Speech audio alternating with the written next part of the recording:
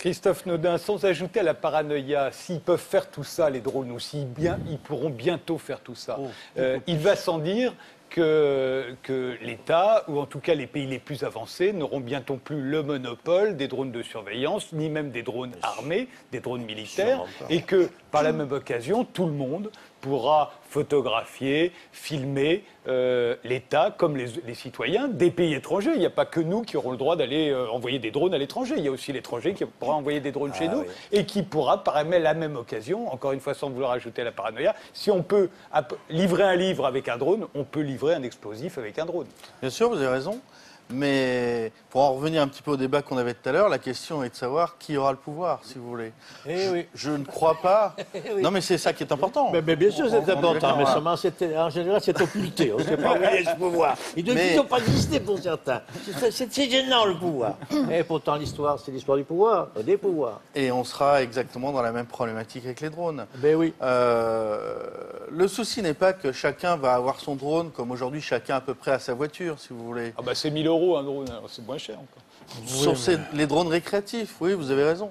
Mais maintenant, bon, c'est vrai que c'est un phénomène nouveau qu'il va falloir appréhender correctement, savoir exactement dans quelle mesure on peut utiliser ces machines, pourquoi, dans quelles conditions, etc. La régulation. Et ça, on a besoin justement des philosophes, mais aussi des juristes, pour pouvoir y penser, et des criminologues pour imaginer un peu les déviances possibles et essayer, dans une moindre mesure, de les contrecarrer. Mais comme on l'a dit très justement avant, le crime est toujours en avance sur le droit. Oui. Surtout qu'aujourd'hui, on peut acheter un drone sans faire aucune déclaration et que c'est indétectable pour l'instant. Alors, ils sont indétectables parce qu'ils sont en plastique, mais ils n'ont pas une capacité, si vous voulez, offensive qui est réellement importante. Donc, il n'y a pas de raison de s'inquiéter, si vous voulez. Au pire, on fera peur aux chats.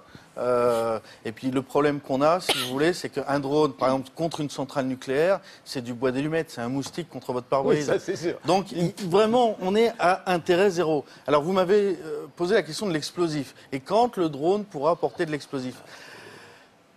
C'est pas comme ça qu'on gère une attaque, si vous voulez. Donc une attaque sur un site sensible avec de l'explosif, même 2 kilos, même 3 kilos, sur un site très sensible, à l'extérieur, ça n'a pas beaucoup d'intérêt parce que l'explosif, il faut qu'on soit dans un endroit qui soit un peu confiné. Par contre, le vrai problème, et le problème de la guerre de demain, parce que nous on pense à la guerre de demain, c'est que le drone soit le vecteur d'une menace beaucoup plus difficile en matière de sécurité publique, par exemple une menace chimique. Si on fait de l'épandage chimique, si vous voulez, dans un stade, sur une foule, un rassemblement, une manif, etc., là, on a un vrai problème. Donc, à nous, si vous voulez, de savoir et de bien comprendre comment on opérerait cette menace, avec quelle quantité de produits, etc., sur quel type de produits, pour pouvoir conseiller correctement l'État, parce que l'État y réfléchit, contrairement à ce qu'on dit, et essaye de prendre des mesures, et qu'on puisse essayer d'imaginer un certain nombre de contre-mesures, d'abord de la détection, parce qu'avant de vouloir neutraliser les drones, il faut d'abord les détecter. Donc comment on va faire pour les détecter, et après comment on va faire pour les neutraliser.